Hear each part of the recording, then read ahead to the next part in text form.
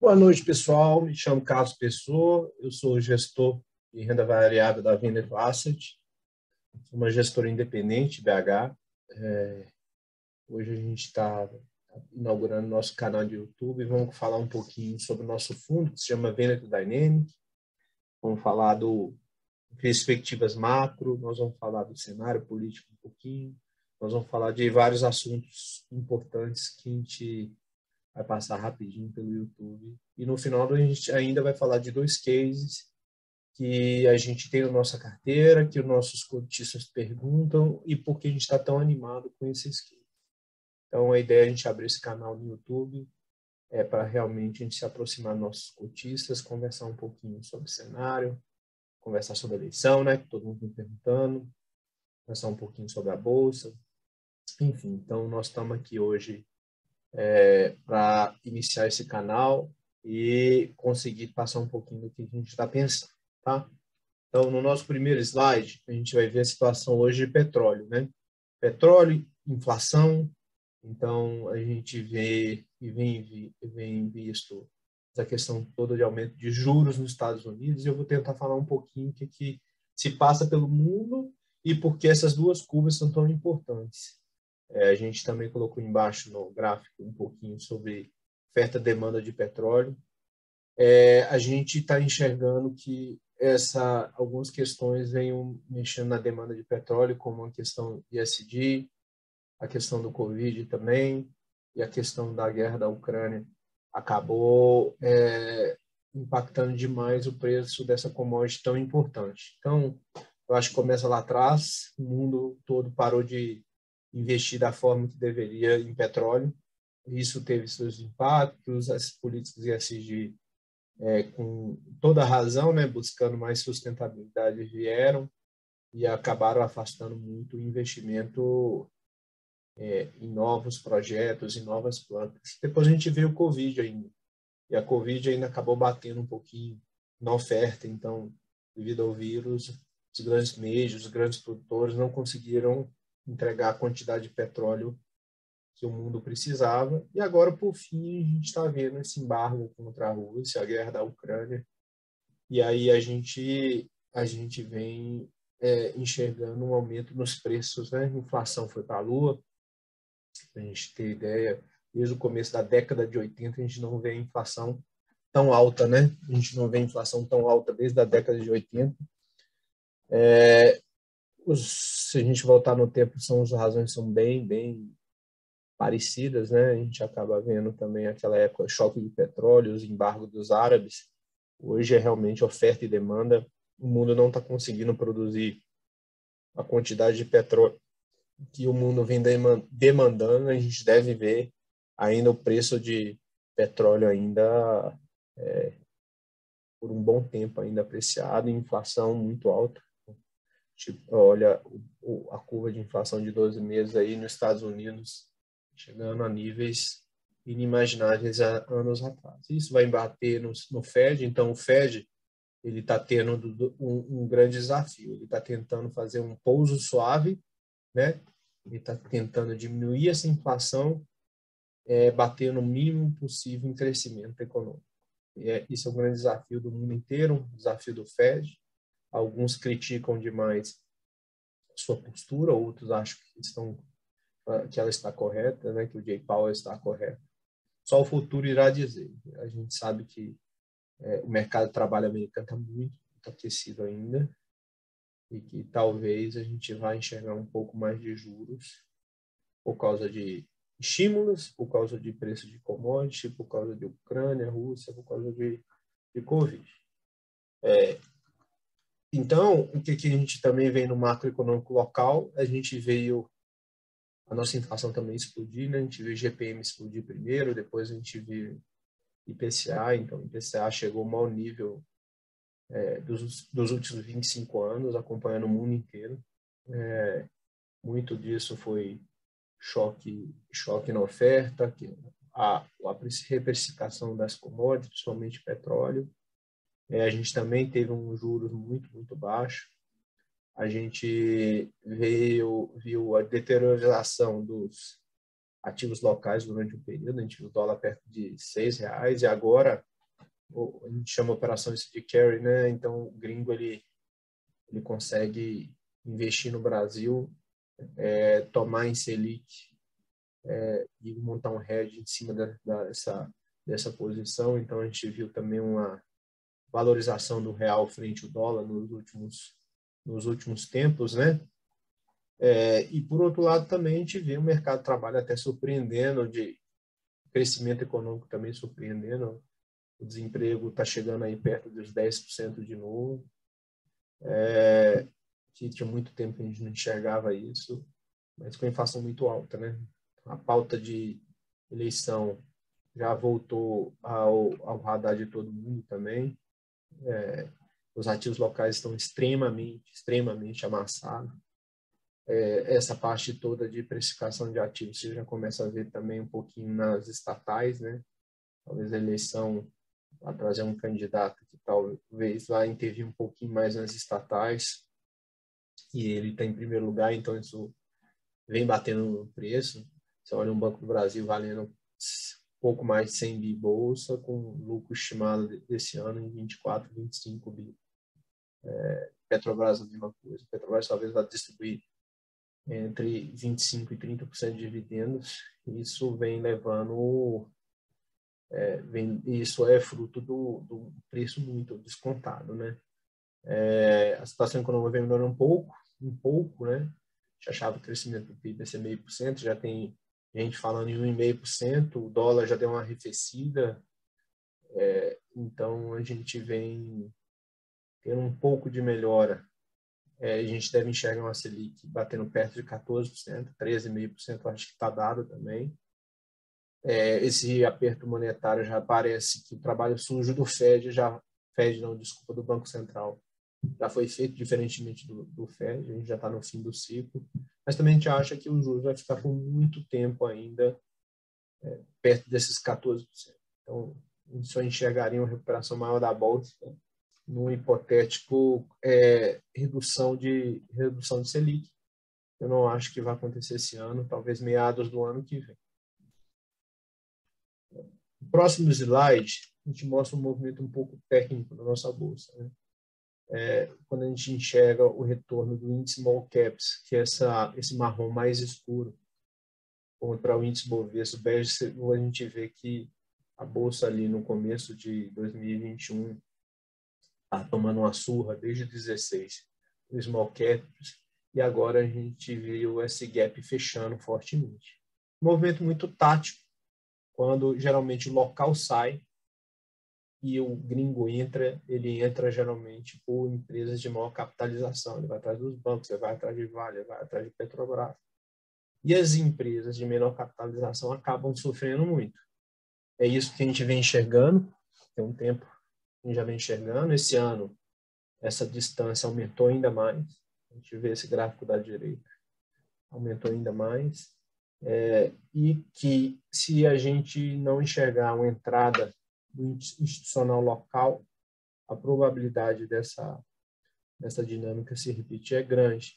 O local acaba comprando empresas que ele conhece mais, e o gringo ele vem mais por cesta, né? Ele vem ainda mais por cesta de ativos. Então, essa dinâmica pode se repetir.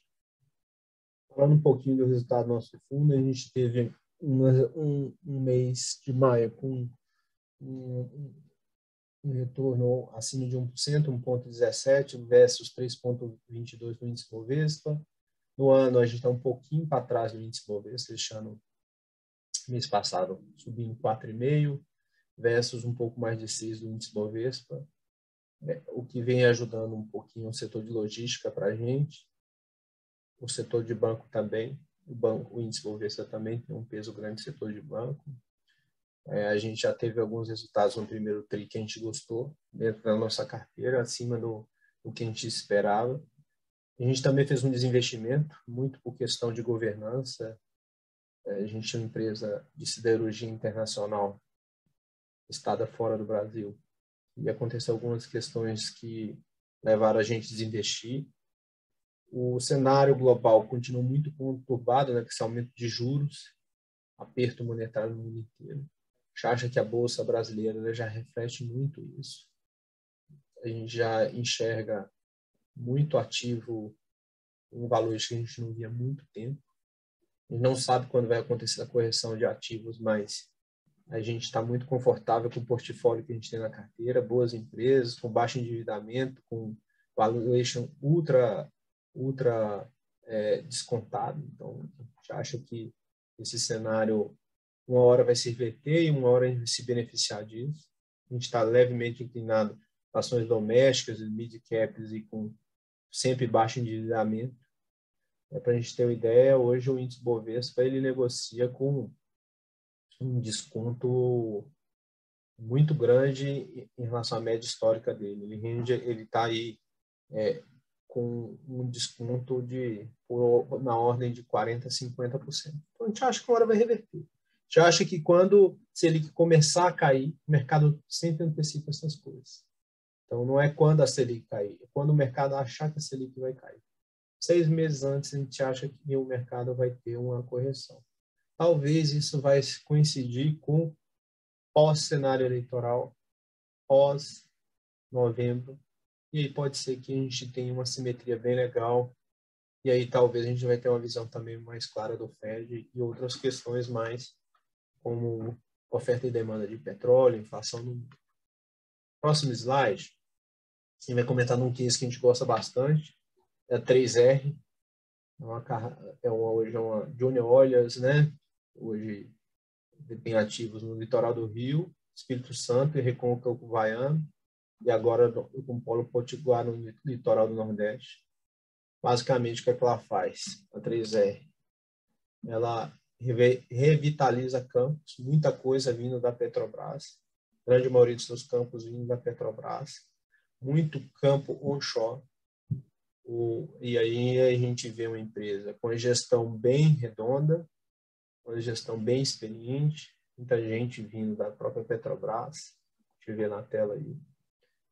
A gente vê uma empresa que tem um lifting cost. O que é lifting cost? É tirar o petróleo, o custo de extração de petróleo bem baixo, então é uma forma de a gente estar surfando essa precificação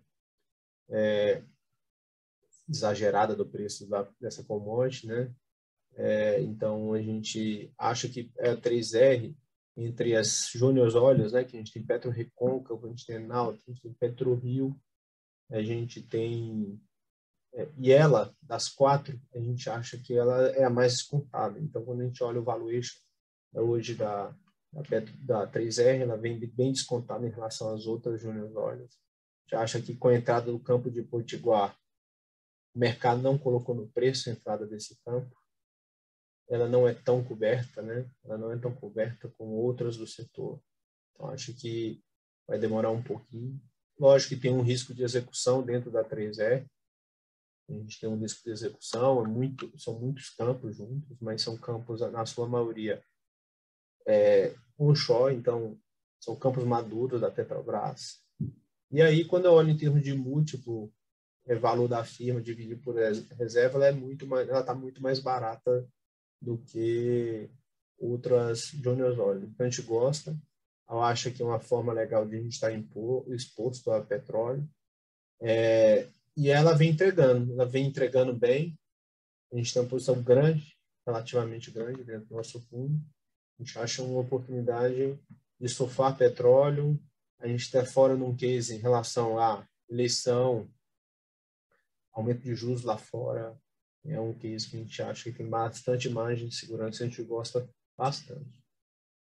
Então, tem um pouquinho aí das principais características dela, né? Ela tem hoje ativos desenvolvidos, então ela não faz exploração, ela já pega campo desenvolvido, ela tem um valor descontado, tem uma equipe experiente com track, tem risco de execução, que são 10 desses 10 campos, tem a variação da própria commodity, mas a gente acha que no curto prazo a gente enxerga que a variação do preço da commodity vai permanecer acima de $100 o barril. A gente também vai falar de Vamos. Vamos é um case que a gente gosta bastante também. A gente entrou nela tem pouco tempo. Ele é hoje, a gente tem uma ideia, Vamos, é da uma empresa do grupo Simpar, do mesmo grupo que controla a Movida, do mesmo grupo que comanda a JSL. Hoje a Vamos tem 30 mil veículos, 11 lojas espalhadas em seminovos, 40 concessionários do Brasil inteiro. A gente tem hoje uma frota total que não representa nem 1,5% da frota de caminhões no Brasil. Hoje o Brasil conta ainda com uma subpenetração nesse setor absurda, comparando aos Estados Unidos, comparando a Europa, comparando a outros países do mundo. Essa é uma tendência que a gente acha que veio para ficar. As empresas não terem o seu próprio caminhão e sim alugar, como é lá fora. Ainda mais num país que não cresce há 10 anos e tem todas as outras questões, preço de combustível. Então, se ele consegue reduzir hoje a sua frota alugando, ele consegue diminuir custo, diminuir dependência, manutenção. Então, a gente acha que isso é um trigger de longo prazo. Até mesmo os contratos atuais da Vamos, a gente vê que os seus clientes ainda têm 60%, 70% de frota própria, então a gente acha que existe um percentual muito grande a ser tomado dentro dos próprios clientes. Mesmo a Vamos sendo a maior empresa do setor, com 30 mil veículos, a gente vê um mercado de 1,5 milhão, para a gente ter uma ideia do tamanho do market cap. E hoje, mesmo a Vamos sendo a primeira do setor, ainda tem 1,5%, então tem uma avenida imensa de crescimento. Então, olha só, o crescimento contratado dela já é muito grande, então ela faz um capex, cresce, mas tem uma avenida muito grande de crescimento, tem um crescimento contratado, um prazo médio de contrato de 5 anos, mercado em expansão, vantagem de escala e capilaridade, ela consegue, por ser a maior, essa vantagem. Ela tem ainda alguns riscos pela frente, que é a venda do seminovo dela. Então, o seminovo dela é vendido com 5 anos, bem mais lentamente do que um seminovo, por exemplo, numa Localiza ou da própria Movida. Mas você ainda tem um risco de depreciação, né? Você comprar um carro por X e vender por 50% de X seria muito ruim para ela. Então, é uma questão que a gente faz conta, que a gente olha bastante, que é a depreciação da frota, que a gente acaba olhando bastante essa questão, mas é uma coisa que está controlada. Então, a gente vê uma empresa com crescimento, mercado subpenetrado, ela não tem concorrência. Quanto mais o país ficar em problemas econômicos, não quer dizer que ela vai sofrer, porque as empresas vão preferir alugar um caminhão do que comprar um novo caminhão. Então, num cenário de aperto monetário, ela vai bem, no cenário de crescimento econômico, ela vai bem. A gente acha que ela tem um crescimento contratado para esse ano de 2022 já de 60%, 70%. Como os contratos, você fecha antes, compra o caminhão, depois entrega para o alugado, você consegue saber com antecedência qual vai ser o crescimento futuro. Então, para esse ano, ele já tem um crescimento futuro importante em relação à Vamos. Então, a gente gosta de mais do case, a gente vê crescimento, a gente vê rentabilidade, a gente vê um mercado ultra subpenetrado aí. Então, pessoal, a gente queria comentar um pouquinho do nosso fundo, da nossa gestora, falamos de alguns cases hoje importantes, e aí a gente está à disposição, vamos tentar abrir mais vezes o canal para a gente conversar mais um pouquinho. Abração e até uma próxima.